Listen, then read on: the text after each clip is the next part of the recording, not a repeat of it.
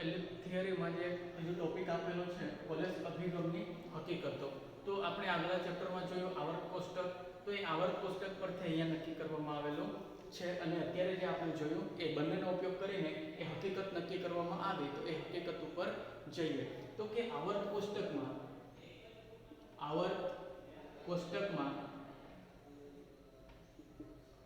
ઊંચા વિદ્યુત ઋણ હેલોજન અને ઊંચા વિદ્યુત ધન આલ્કલી ઉમદા વાયુથી અલગ પડે છે. ઉમદા વાયુથી અલગ પડે છે. એટલે ઉમદા વાયુ માટે આપણે શું લખી શકીએ કે જે હિલિયમ, નિયોન, આર્ગોન અને ક્રિપ્ટોન. તો કે નિયોનની આપણે વાત કરીએ તો નિયોનની ઇલેક્ટ્રોન રચના શું છે? 2 અને 8, બરાબર. જ્યારે હેલોજનની શું છે? તો કે x વડે દર્શાવવામાં આવે 2, 8 અને 7. આપણે જો લખવાના હોય તો લખી શકીએ, અથવા એને આપણે હવે આ રીતે લખીશું. તો કે જે નિયોન છે એ NH2Np6 વડે દર્શાવવામાં આવે. જ્યારે હેલોજન જે છે એ સમૂહની સામાન્ય ઇલેક્ટ્રોન રચના છે NH2Np5. આ રીતે એને દર્શાવવામાં આવે છે. જ્યારે જે આલ્કલી છે,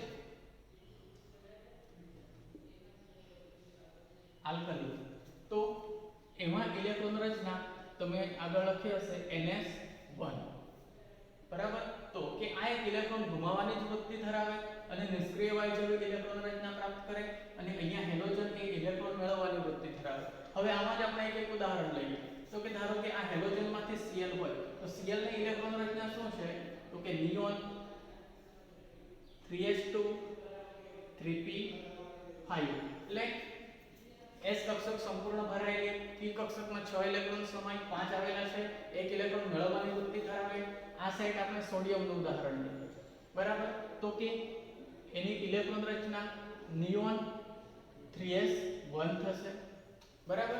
હવે તો આ એક ઇલેક્ટ્રોન ગુમાવી નિષ્ક્રિય વાયુ જેવી ઇલેક્ટ્રોન રચના પ્રાપ્ત કરે, તો અહીંયા એ શું બને કે ઇલેક્ટ્રોન ગુમાવવાની વૃત્તિ ધરાવે, ઇલેક્ટ્રોન ગુમાવે અને નિષ્ક્રિય વાયુ જેવી ઇલેક્ટ્રોન રચના પ્રાપ્ત કરશે. જ્યારે અહીંયા શું બનવાનું? તો કે જે ઇલેક્ટ્રોન મેળવે અને શું બને? તો કે એના પછી નિયોન પછી તત્વ કયો આવેલો? આર્ગોન. તો કે આર્ગોન જેવી ઇલેક્ટ્રોન રચના પ્રાપ્ત કરશે, ઇલેક્ટ્રોન રચના પ્રાપ્ત કરે. તો આ રીતે જે પહેલી હકીકત હતી તો એ આ છે. હવે આપણે બીજી હકીકત પર જઈએ. તો કે જે હેલોજન પરમાણુ જે છે અને આલ્કલી પરમાણુ છે, બરાબર. તો એને એના પછીના ટોપિકમાં વાત કરવામાં આવેલી છે. તો કે હેલોજન પરમાણુમાંથી ઋણાયન અને આલ્કલી પરમાણુમાંથી ધનાયન, હેલોજન પરમાણુમાંથી ઋણાયન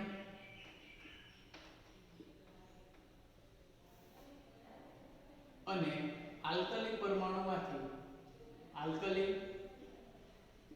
પરમાણુમાંથી ધનાયન અનુક્રમે ઋણાયન ક્યારે બને? તો કે ઇલેક્ટ્રોન મેળવીને અને ધનાયન ક્યારે બને? તો કે ઇલેક્ટ્રોન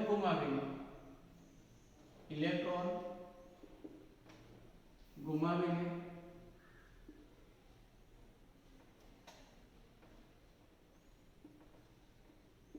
બને છે. તો આ એક બીજી હકીકત જે છે અહીંયા આપેલી છે. હવે ત્રીજી હકીકત કે જ્યારે ધન આયન અને ઋણ આયન જે છે એ નિષ્ક્રિય વાયુ જેવી ઇલેક્ટ્રોન રચના પ્રાપ્ત કરે છે, અથવા ઉમદા વાયુ જેવી ઇલેક્ટ્રોન રચના પ્રાપ્ત કરે છે.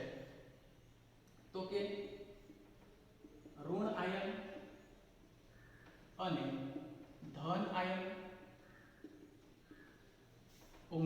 જેવી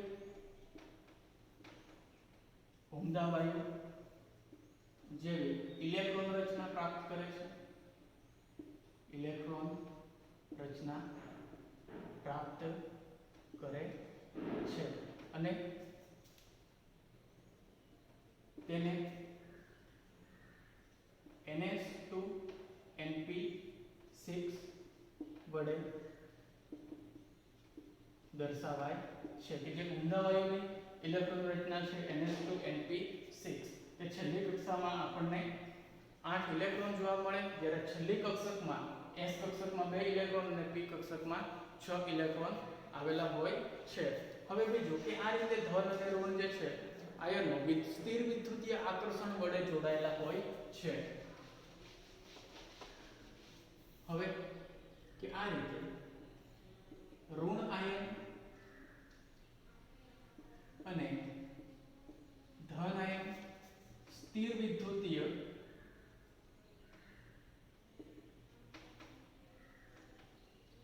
આકર્ષણ વડે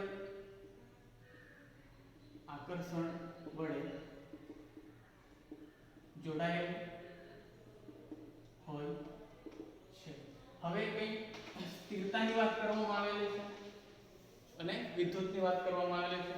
તો આપણે આગળ પણ જોયું કે જે વિદ્યુત જે છે એમાં મોટા ભાગે તમને એક ધન અને ઋણ જોવા મળશે, બરાબર. જ્યારે બેટરી જે છે એને આપણે જોઈએ તો એક ધન ધ્રુવ હોય, બીજો ઋણ ધ્રુવ હોય, બરાબર. ઋણ ધ્રુવથી ઇલેક્ટ્રોનનું વહન થાય, જ્યારે ધન ધ્રુવથી આ વિદ્યુત પ્રવાહનું વહન થતું હોય છે, બરાબર.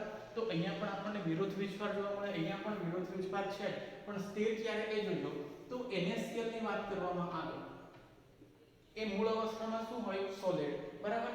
હવે એને તમે પાણીમાં નાખો, લિક્વિડ સ્વરૂપમાં છે, તો પાણીમાં એનું શું થાય? આયનીકરણ થાય. તો કયા આયન બને? Na+ અને Cl- આયન બનશે. આને આપણે આ રીતે દર્શાવીએ. પણ અહીંયા આપણે બંધની વાત કરતા છે તો કે સોડિયમ અને ક્લોરીન વચ્ચે આ બંધ રહેલો છે, બરાબર. કે જે સોડિયમનો એક ઇલેક્ટ્રોન અને ક્લોરીનનો એક ઇલેક્ટ્રોન એમની વચ્ચે આ ભાગીદારી થયેલી છે, બરાબર. આ પરિસ્થિતિમાં એ કેવા છે? સ્થિર છે. તો કે એમાં કોઈ ફેરફાર થતો નથી. પણ જ્યારે એને તમે પાણીમાં ઉમેરો, બરાબર, ત્યારે એ પરિસ્થિતિમાં આ સોડિયમનો ઇલેક્ટ્રોન કોણ મેળવી લે? Cl. તો હવે અહીંયા શું બનવાનું? Na+ અને આ ક્લોરીનની વાત કરીએ તો એ ક્લોરીનનો પોતાનો ઇલેક્ટ્રોન અને સોડિયમ પરથી મેળવેલો ઇલેક્ટ્રોન, તો વીજભાર કયો? ઋણ. તો આ રીતે અહીંયા આપણને જોવા મળે છે. શરૂઆતમાં એ સ્થિર છે, એમાં કોઈ ફેરફાર થતો નથી, પણ જો એનું પાણીમાં દ્રાવણ બનાવવામાં આવે તો આ પ્રકારે આયન આપે છે. તો જોડાયેલા છે. પહેલા અહીંયા આપણને ધન અને ઋણ નથી જોવા મળતું, પણ એ છે. કેમ? તો અહીંયા એની વિદ્યુત ઋણતા વધારે, તો આ ઇલેક્ટ્રોન આની તરફ આકર્ષાયેલો હોય પહેલાથી, પણ એને પાણીમાં નાખવામાં આવે તો હજુ એ આકર્ષણમાં શું જોવા મળે? વધારો જોવા મળે અને Na+ અને Cl- બનતું હોય છે. તો હવે આ જ ઉદાહરણ આપણને અહીંયા આપેલું છે, પણ અહીંયા આપણે કક્ષકનો ઉપયોગ કરીને સમજશું. તો જે સ્થિર વિદ્યુત આકર્ષણ જે છે એમાં પહેલું ઉદાહરણ લઈએ, NaCl. તો કે જે સોડિયમ છે, NaCl બને કઈ રીતે એના ઉપર જઈએ તો કે સોડિયમ એ સોલિડ અવસ્થામાં હોય, ધાતુ છે, તો એમાં રહેલો એક ઇલેક્ટ્રોન જે સંયોજકતા કક્ષાનો ઇલેક્ટ્રોન છે, બરાબર. તો એક ઇલેક્ટ્રોનનું દાન કરે એટલે શું બને? Na+ અને ઇલેક્ટ્રોન માઈનસ. પણ સોડિયમની ઇલેક્ટ્રોન રચના શું છે તો કે નિયોન 3s1. જ્યારે એક ઇલેક્ટ્રોન ગુમાવે એટલે એ કઈ કક્ષકનો ઇલેક્ટ્રોન દૂર થવાનો? 3s કક્ષકનો. તો હવે ઇલેક્ટ્રોન રચના શું થવાની? ફક્ત નિયોન. અને નિયોન માટે આપણે લખવું હોય તો શું લખી શકીએ તો કે હિલિયમ 2s2 2p6. આ ઇલેક્ટ્રોન રચના થઈ જશે કોની? નિયોનની. અથવા એની જગ્યાએ તમે શું લખી શકો? આ નિયોન પણ લખી શકો છો, બરાબર. હવે જ્યારે Cl છે તો Cl માં કેટલા ઇલેક્ટ્રોન હોય? પછી આપણે સંજ્ઞામાં જોયું 7 ઇલેક્ટ્રોન છે, તો કે 1 2 3 4 5 6 અને 7 ઇલેક્ટ્રોન. હવે કે અહીંયાથી મુક્ત થતો એક ઇલેક્ટ્રોન આ Cl મેળવે તો હવે એમાં કેટલા ઇલેક્ટ્રોન થઈ જવાના? 8. કેમ? તો અહીંયાથી એક ઇલેક્ટ્રોન એ આમાં ઉમેરવાનો, તો કે 1 2 3 4 5 6 7 અને 8 ઇલેક્ટ્રોન થઈ જશે. હવે એની ઇલેક્ટ્રોન રચના ઉપર જઈએ તો Cl ની ઇલેક્ટ્રોન રચના શું છે તો કે 3s2 3p5. હવે એમાં એક ઇલેક્ટ્રોન ઉમેરાયો તો એ કઈ કક્ષકનો હશે 3p કક્ષક. તો અહીંયા ઇલેક્ટ્રોન રચના શું થવાની તો કે નિયોન 3s2 3p6 અને આ ઇલેક્ટ્રોન રચના કોની છે તો આર્ગોન ની ઇલેક્ટ્રોન રચના છે. તો બંને પરિસ્થિતિમાં કે જે ધન આયન અને ઋણ આયન છે એ નિષ્ક્રિય વાયુ ઇલેક્ટ્રોન રચના પ્રાપ્ત કરે છે. પરિણામે શું થાય કે જોજો તો કે આ સાઈડ જે Na અને Cl છે અથવા એને આપણે લખવું હોય તો આ Na પ્લસ આ Cl ઉપર કેટલા ઇલેક્ટ્રોન તો કે આ 7 ઇલેક્ટ્રોન. હવે એક ઇલેક્ટ્રોન મુક્ત થાય એક ઇલેક્ટ્રોન મેળવે એટલે કે +1 -1 તો 0 જવાબ થશે. એટલે આ ઇલેક્ટ્રોનને લખવાના નથી. તો હવે આ સાઈડ બીજું શું છે Na પ્લસ અને Cl માઈનસ. તો આ રીતે કે જો NaCl વચ્ચે આવો બંધ હોય તો એમાંથી આપણને આ પ્રકારે બે આયન મુક્ત થતા જોવા મળે છે. તો આ એક સોડિયમ અને ક્લોરીન માટે ઉદાહરણ હતું. હવે બીજું ઉદાહરણ છે કેલ્શિયમ ક્લોરાઇડ.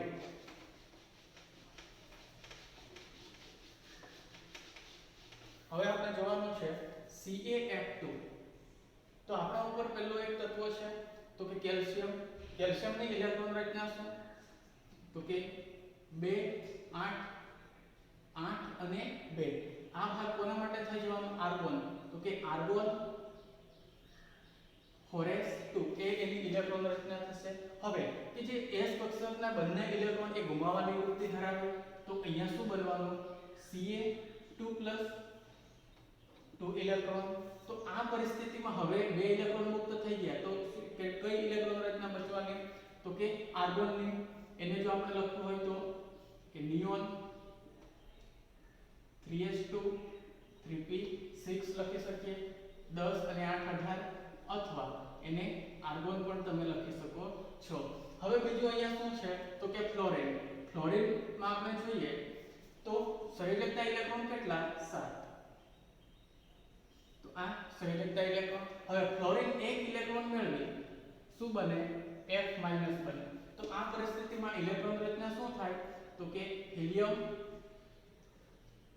3s2 3p5. જ્યારે એક ઇલેક્ટ્રોન એ મેળવતો હોય તો હવે એમાં કેટલા ઇલેક્ટ્રોન આવી જવાના 8 અને વીજભાર કયો થશે ઋણ. તો આ પરિસ્થિતિમાં 3p કક્ષકમાં એક ઇલેક્ટ્રોન ઉમેરાય તો ઇલેક્ટ્રોન રચના શું થવાની હિલિયમ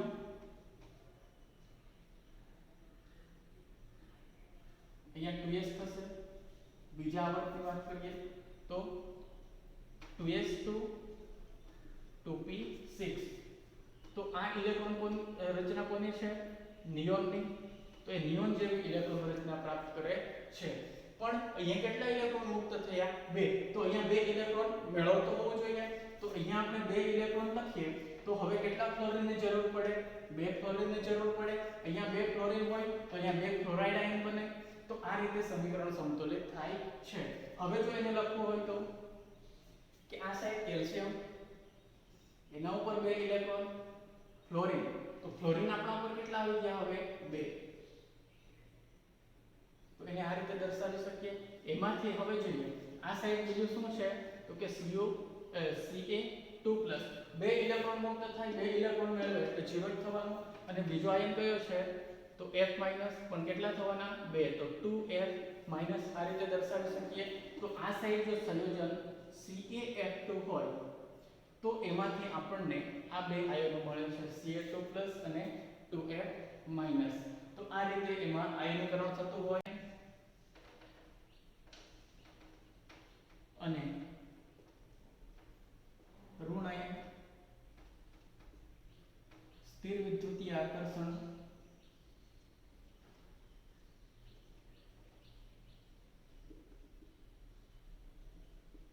વડે જોડાયેલ હોય છે. તેને વિદ્યુતીય સહસંયોજક બંધ કહે છે. બંધ આપણે આ એક વાક્ય લખી શકીએ. બીજું કે અહીંયા કંઈક ઇલેક્ટ્રોનની ફેરબદલી થાય છે અથવા હેરફેર થાય છે કેલ્શિયમ પરથી ફ્લોરિન ઉપર, તો કે જે ઇલેક્ટ્રોનની હેરફેર જે છે એના દ્વારા અહીંયા આણ્વીય રચના અને આયનીય સ્ફટિક સંયોજનો વિશે માહિતી મળી શકે છે. તો કે ઇલેક્ટ્રોન ની હેરફેર દ્વારા આણ્વીય રચના અથવા આયનીય રચના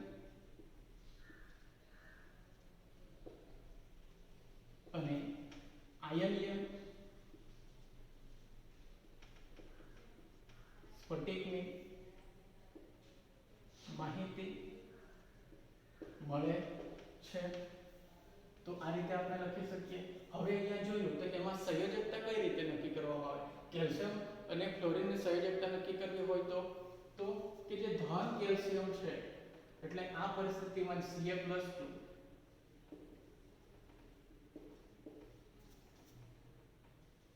બે સંયોજકતા હોય છે. બે સંયોજકતા અને ઋણ ફ્લોરાઇડ ની એક સંયોજકતા હોય છે. સંયોજકતા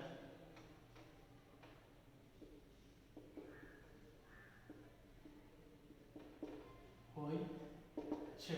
તો એને આપણે કઈ રીતે દર્શાવી શકીએ. તો આપણે શરૂઆતમાં લખેલું CaF2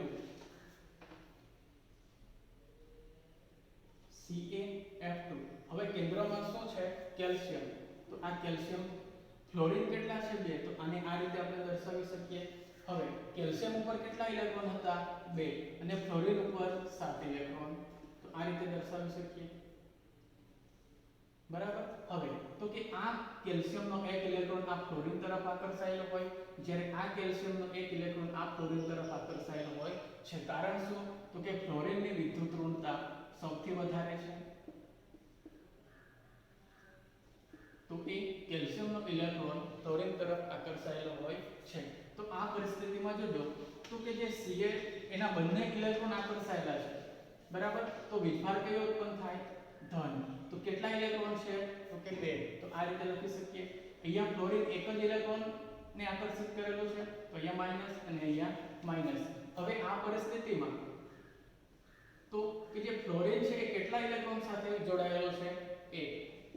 તો એની સંયોજકતા કેટલી થવાની? 1 થશે. સંયોજકતા 1. આ કેલ્શિયમ તો અહીંયા સંયોજકતા કેટલી થવાની? 2. સંયોજકતા 2. બીજું કે આ ફ્લોરિન માટે સંયોજકતા 1. હવે તો કે જે આ પ્રમાણે આપણે જોયું એ ખૂબ ઓછા સંયોજનોમાં જોવા મળે છે.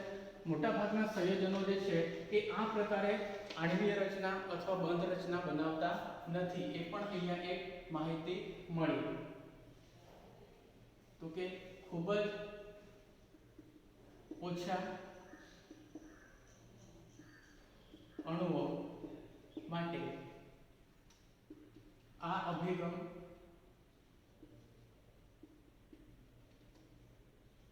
લાગુ પાડી શકાય છે. તો એમાં ખાસ કરીને કેલ્શિયમ સુધીના